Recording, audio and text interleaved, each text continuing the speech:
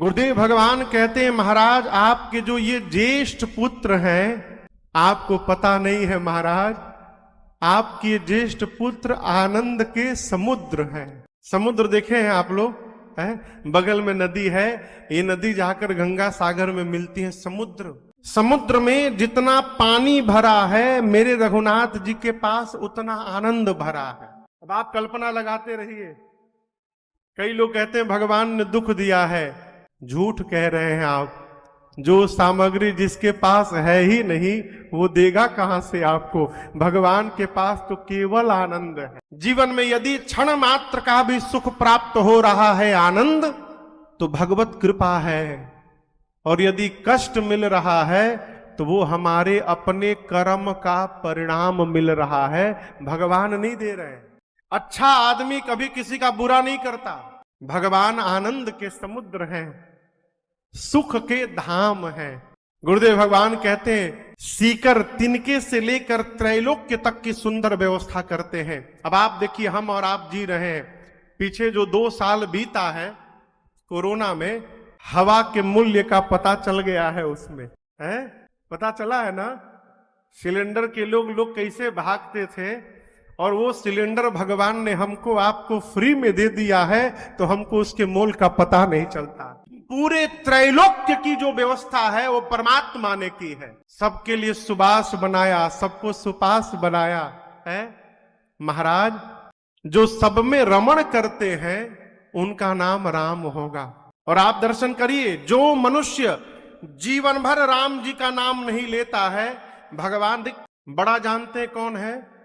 जो समझ जाए। 2 लोग यदि अड़े हुए कि हम समझदार, हम समझदार, हम समझदार, हम समझदार, जब दोनों अपने आप को समझदार करने में लग जाते हैं ना, तो वो संबंध समाप्त होने से कोई बचा नहीं सकता है। संबंध समाप्त ही तब होता है जब दोनों अपने को समझदार मानने लगते हैं। और वास्तव में समझदार समझिएगा कौन है?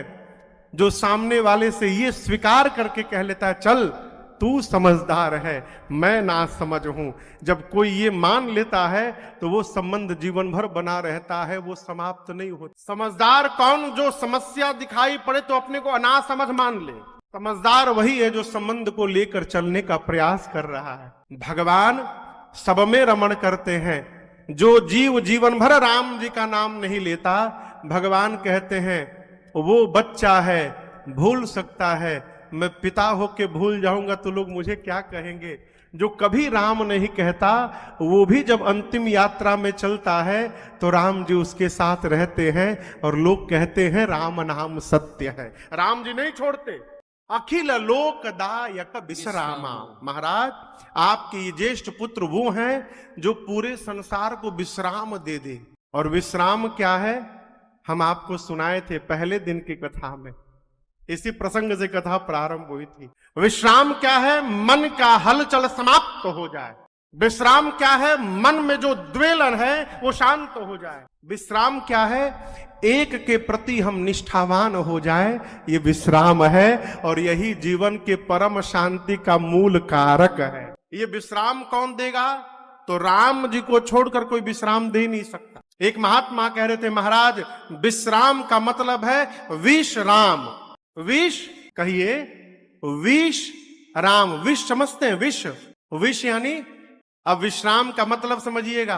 घर में जिसके साथ जी रहे हैं, परिवार में जितने सदस्य हैं, सभी लोगों की अपने अपने सोचने की सीमा निश्चित है।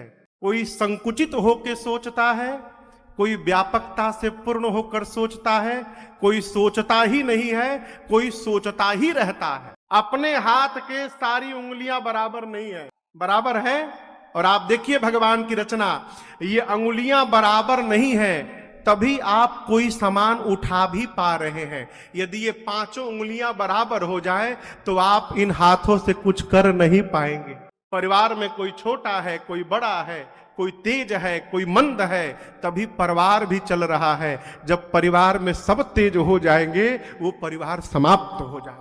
विश्राम क्या है? परिवार में यदि कोई हमको विष रूपी कठोर शब्द बोल भी रहा है, यदि कोई कड़वी बात हमारे प्रति बोल रहा है, जहर बोल रहा है, तो विश्राम कौन प्राप्त किया है माई बाप? जो अपनों का जहर पीकर और अपनों के मंगल के लिए राम राम बोल रहा है, वो विश्राम को प्राप्त कर चुका है।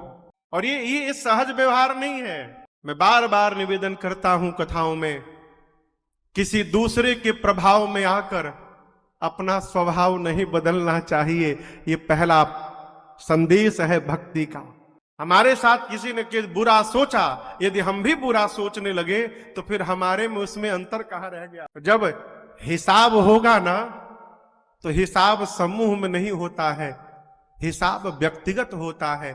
पूज्य महाराज श्री ने मुझसे बहुत पहले कहा था, राजन, परिवार में, घर में कभी ऐसा कोई व्यवहार मत कर देना कि जब तुमसे हिसाब होने लगे तो चेहरे को तुम ऊपर न उठा सको। विवेकी मनुष्य को इस बात का सर्वकाल चिंतन करते रहना चाहिए। यही विश्राम है। गुरुदेव भगवान कहते हैं, आपके ज्येष्ठ पुत्र, इनका जो जीवन देखेगा, इनके चरित्र का जो स्मरण करेगा और इनके जीवन को जो अपने जीवन में उतारने का प्रयास करते रहेगा, धीरे धीरे रघुनाथ जी कृपा करके और उस जीव को परम विश्राम की प्राप्ति करा देंगे। जो जगत को विश्राम दे, उसका नाम आज के बाद राम है। इनका नाम राम होगा महाराज।